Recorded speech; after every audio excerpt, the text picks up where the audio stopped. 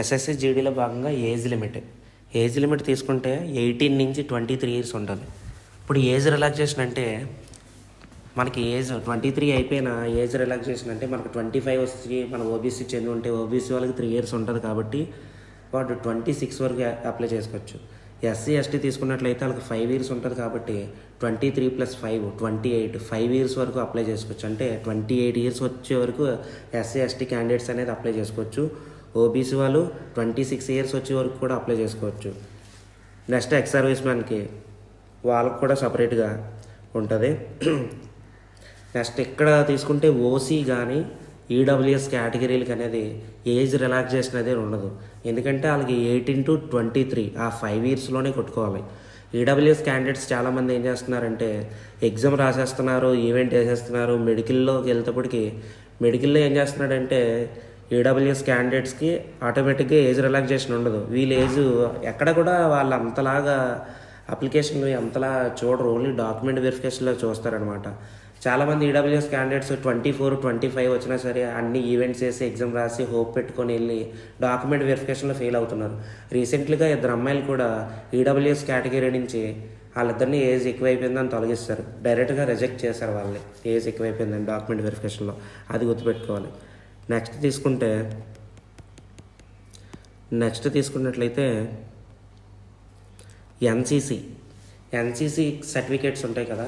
ఈ NCC certificate గురించి marks ఏ విధంగా కలుపుతాడో నేను చెప్తాను. అప్పుడు ఇక్కడ ఎన్సీసీ సి సర్టిఫికేట్ అని ఉందిగా, ఈ ఎన్సీసీ సి సర్టిఫికేట్ హోల్డర్స్కి 5% ఆఫ్ మార్క్స్, అంటే మనకు 160కి ఎగ్జామ్ కదా, అందులో 5% అనేది బోనస్ మార్క్స్ అనేది కలుపుతాడు.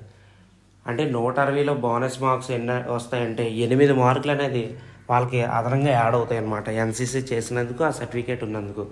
ఇప్పుడు అదే బి సర్టిఫికేట్ ఉంటే 3% అనేది యాడ్ అవుతాయి. 3% యాడ్ అవుతాయి అంటే 4.8 మార్క్స్ అనేవి వాళ్ళకి యాడ్ అవుతాయి అన్నమాట, బి సర్టిఫికేట్ కలిగిన వాళ్ళకి. అదే ఇప్పుడు ఎన్సీసీ ఏ సర్టిఫికేట్ ఉంటే 2% ఆఫ్ అనేది బోనస్ మార్క్స్ అనేది కలుస్తాయి.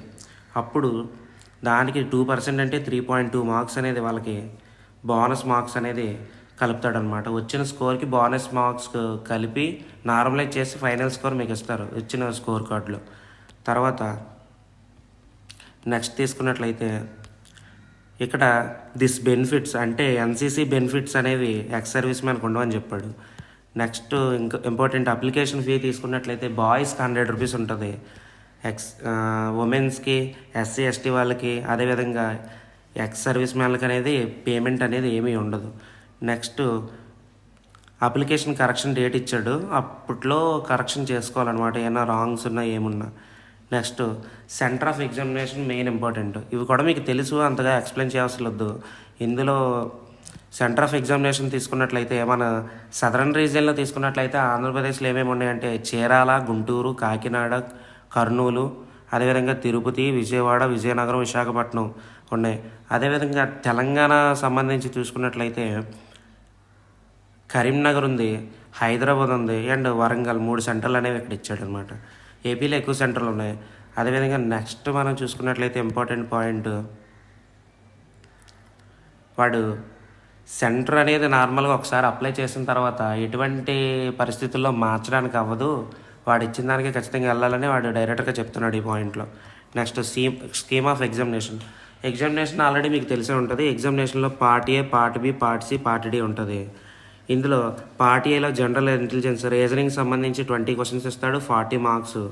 Next part B general knowledge and general awareness, అంటే జిఎస్ నుంచి 20 questions, 40 marks, each question 2 marks. Elementary maths arithmetic తీసుకుంటే 20 క్వశ్చన్స్, 40 మార్క్స్. పార్ట్ డిలో ఇంగ్లీష్ అండ్ హిందీ ఉంది కదా, ఇక్కడ మనకు నచ్చింది సెలెక్ట్ చేసుకోవాలి. హిందీ అన్నా సెలెక్ట్ చేసుకోవచ్చు, ఇంగ్లీష్ అన్నా సెలెక్ట్ చేసుకోవచ్చు. మన తెలుగు వాళ్ళు మ్యాక్సిమం ఇంగ్లీషే సెలెక్ట్ చేస్తారు, 20 క్వశ్చన్స్, 40 మార్క్స్ అనమాట. హిందీ అనేది నార్త్లో ఎక్కువ సెలెక్ట్ చేస్తారు కాబట్టి హిందీలో వాళ్ళకి మ్యాక్సిమం 40కి 38 to 40 మార్క్స్ వస్తాయి కాబట్టి నార్త్లో కట్ ఆఫ్లు అనేవి ఎక్కువగా ఉంటాయి. ఇక్కడే వాళ్ళది డిఫరెన్స్ అనమాట. మిగతాదన్నీ సేమే అందరూ. మనకి తెలుగులో ఎగ్జామ్ పెడితే మనకి ఎక్కువ మార్క్స్ వస్తాయి కదా. అలా 60 మినిట్స్, ఈ 60 మినిట్స్ టైంలో అంటే 1 అవర్లో ఈ 80 క్వశ్చన్స్ అనేది మనం ఫిల్ చేయాలన్నమాట 160 మార్క్స్కి. నెక్స్ట్ తీసుకున్నట్లయితే ఇప్పుడు లాంగ్వేజ్లు స్టార్టింగ్లో 13 లాంగ్వేజెస్ అని చెప్పాడు కదా, ఆ లాంగ్వేజెస్లో తీసుకున్నట్లయితే మనకి తెలుగు ఒకటి, అదేవిధంగా ఇంగ్లీషు, మనకు ఆ రెండు సరిపోతాయి ఈ లాంగ్వేజ్లు, వాడిచ్చే లాంగ్వేజ్లు.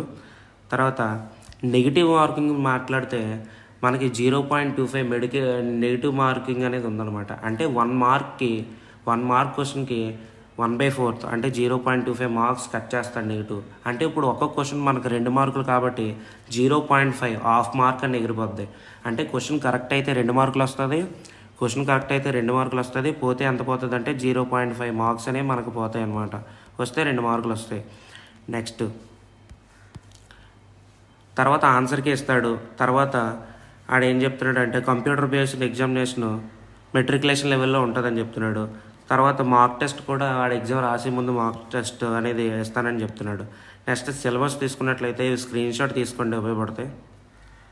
ఇది సిలబస్.